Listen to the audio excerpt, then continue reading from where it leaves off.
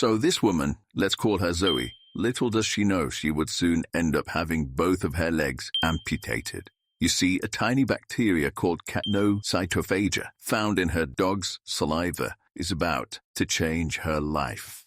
Up until that point, Zoe was just trying to live her best life. She was hardworking, stylish, social, the kind of person who turned heads when she walked into a room. I mean, she'd had her fair share of health issues.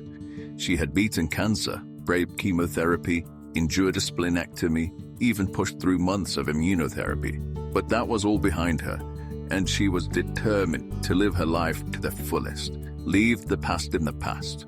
This was until. So it's a bright Friday morning. Zoe had taken the day off. A long weekend stretched ahead of her, and for the first time in months, she had no doctor's appointments, no treatments, just a little time for herself. But that day was special for another reason. She had a date, not just any date, a reunion, her ex-husband. 4 years had passed, but the feelings never quite had. They were meeting for dinner, maybe a fresh start, maybe just closure. Zoe wasn't sure, but she was excited. She tried on dresses, changed her shoes 3 times, checked herself in the mirror from every angle. Somewhere between outfit 3 and 4, her puppy, a playful young German shepherd named Max, bounded into the room. Max was full of energy, tail wagging, tongue out, pure joy. And like any dog, he loved showing affection, especially when his favorite person was barefoot. As Zoe twirled in front of the mirror, Max excitedly licked her feet, tail thumping against the floor. She laughed, gave him a quick scratch behind the ears, and shooed him away playfully. Now she had a mini dilemma. Just the day before, she had bumped her foot against the corner of the bed, leaving a small cut on her foot. It wasn't deep, just a little red and tender. Now she just had to decide what shoe to wear, whether to wear something to hide it or not.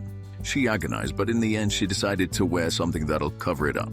Anyway, she goes to this reunion, and the reunion was great. The food was perfect. The wine flowed. Conversation sparked like no time had passed at all. She went home that evening glowing. Maybe this was the start of something new. Everything seemed to be going so well. Until, in the following days, Zoe started feeling off, tired. At first it was subtle, a little fatigue. Maybe she'd caught something, but then her foot started to throb. It looked red, swollen, angry. Still, she brushed it off. But the pain worsened. She couldn't even wear a shoe without wincing. Over the next few days, she would go on to deteriorate. She began to have severe temperature spikes, and her foot, it wasn't getting any better, it was getting worse. It had gone from red to deep purple. Her toes felt numb, and by the end of the weekend, Zoe could barely stand up, let alone walk. Her balance was off, her vision was blurry, her breathing grew shallow, and when she tried to get out of bed, her knees buckled beneath her. Her family rushed her to the hospital. By the time she arrived in the ER, Zoe was nearly unconscious. Her skin was mottled and cool, her lips were pale.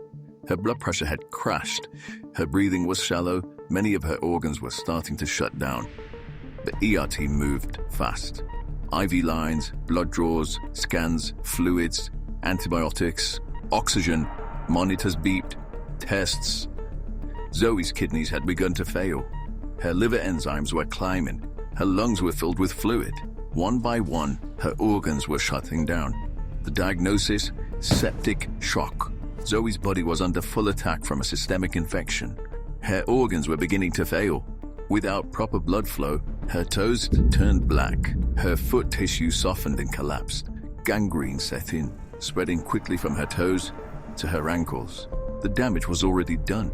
Blood tests and cultures confirmed the presence of a microscopic bacteria most people had never even heard of, Capnocytophaga canimorsus.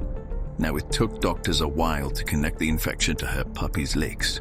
Her dog had licked her open cut on her foot, and that was when she likely contracted an infection from the bacteria. Zoe was placed in an intensive care unit, sedated and hooked up to machines that were now keeping her alive.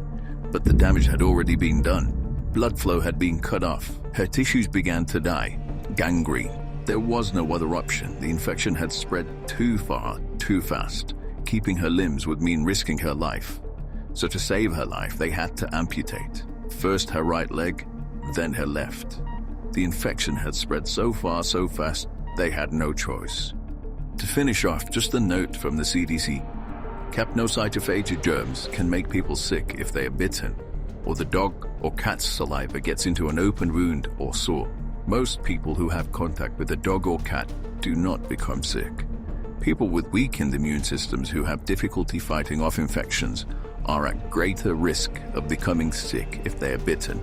Capnocytophaga infection can cause serious complications, including sepsis, heart attack, kidney failure, and gangrene. Some people may need to have fingers, toes, or limbs amputated.